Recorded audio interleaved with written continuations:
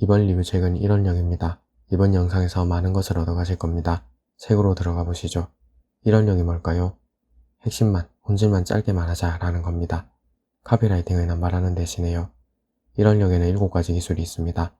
우선은 요약력입니다. 제가 2가지 예시를 만들어 봤습니다. 1번은 카피라이팅으로 만든 제목이고 2번은 핵심 요약 제목으로요.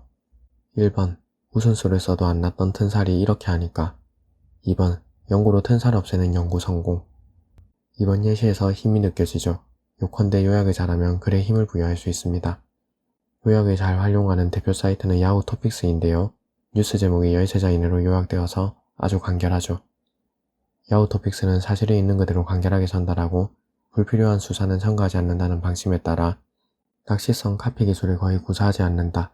글자 수가 많으면 무의식 중에 불필요한 수사나 카피라이팅 기술을 구사하고 싶어지기 마련이지만 13자로 제한하고 있기에 요약에 집중할 수밖에 없다. 카피라이팅도 훌륭한 스킬이지만 요약의 힘도 그 매력이 만만찮습니다. 이번에는 동화 흥부한 롤부 얘기를 요약해볼까요? 저자의 요약 능력을 감상해보시죠. 다 잃은 롤부, 그제야 깨닫고 반성. 요약하니까 이야기의 본질이 보이죠? 미사일구리 다 떼고 핵심만 남긴 겁니다. 여기까지가 요약력 중에서도 구체적 요약입니다. 참고로 추상적 요약은 신상품 개발에 응용할 수 있는데요. 아쉽지만 이 부분은 생략입니다. 이번에는 단원력입니다. 제가 대학 리포트, 기획서 등을 쓰다 보면 내용이 계속 늘어나곤 했습니다. 수정하면 할수록 내용이 눈덩이처럼 불어나죠. 신중하기 때문입니다. 글을 쓰다 보면 점점 변명이 늘어나고 어미가 애매해지는 것을 한 번쯤 경험했을 것이다. 다른 이로부터 비판을 받고 싶지 않은 방어 심리와 함께 정확성을 기하려는 마음이 이런 현상을 만들었던 것이다. 사실 이 세상에 100% 단언할 수 있는 것은 거의 없다고 봐야 한다. 그렇더라도 단호하게 유혹을 뿌리치고 칼로 베듯 딱 잘라 단언할 때 비로소 그 글에 힘이 실린다. 저는 아주 공감 가는 내용이었습니다. 이 유튜브 영상을 제작할 때조차 점점 변명이 늘어나더군요. 사실 단언하면 개운합니다. 하지만 문제는 두려움이죠. 나도 단언하고는 싶지. 그런데 내 말이 틀리면 비난받게 되잖아 하는 생각이 안 들 수가 없는데요.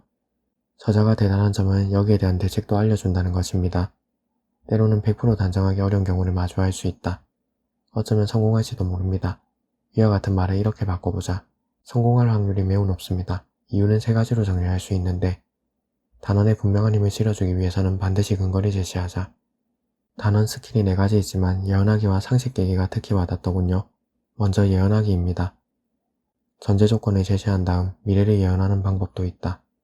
예시를 만들어 볼게요. 잇몸 마사지로 충치 없앤다. 1시간 낮잠으로 6cm 더 큰다. 물 한 컵 마셔서 당뇨 없앤다. 물론 근거 없는 말입니다. 상식 깨기도 살펴볼까요? 독자는 상식에 어긋난 대사를 반복적으로 접하다 보면 인지 부조화를 느끼게 되고 이를 해소하고 답을 구하기 위해 만화를 계속 보게 되는 것이다. 다음 예시는 일본 만화 꼴찌 동경대가다에 나오는 대사 일부입니다. 주입식이야말로 장교육이다. 만점이 아니면 전부 쓰레기다. 영어는 열심히 안 해도 돼. 정말로 혼란스러워서 자세히 볼 수밖에 없겠죠. 이번에는 발문력입니다. 발문력은 문제를 제기해서 상대방이 스스로 생각하게끔 유도하는 것이죠. 예시를 만들어 볼게요. 한국은 왜 틱톡이 유행하지 않을까? 전교 1등은 왜 학원에 가지 않을까? 낙선한 정치인은 어떤 일을 하고 있을까? 궁금해지는 내용이죠.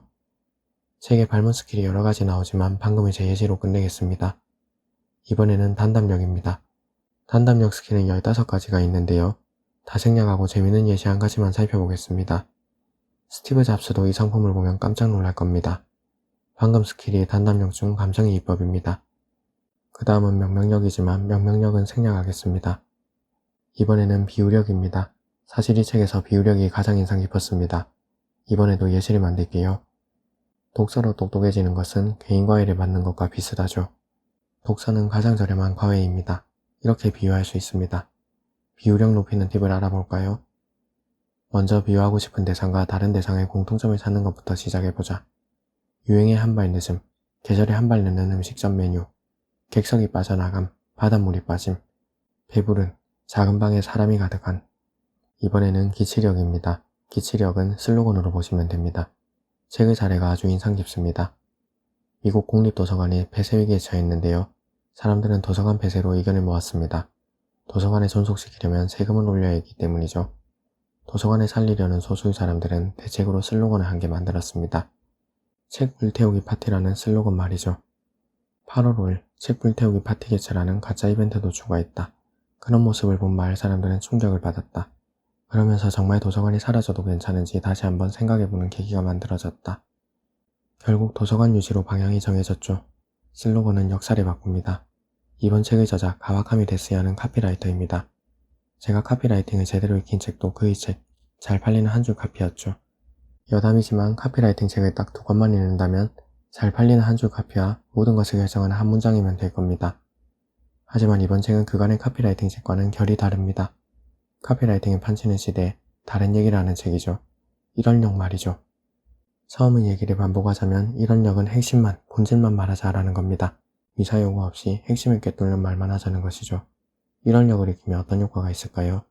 제 생각은 이렇습니다. 우선 설득력이 비약적으로 높아집니다. 똑부러지는 사람, 스마트한 사람이라는 인상도 남기죠. 그간 카피라이팅을 너무 남용하지 않았나 하고 반성하게 되는 책입니다. 시간을 내서 이번 책을 읽어보세요. 일원력을 제대로 익힐 수 있습니다. 앞으로 자신의 글과 말에 힘이 생깁니다.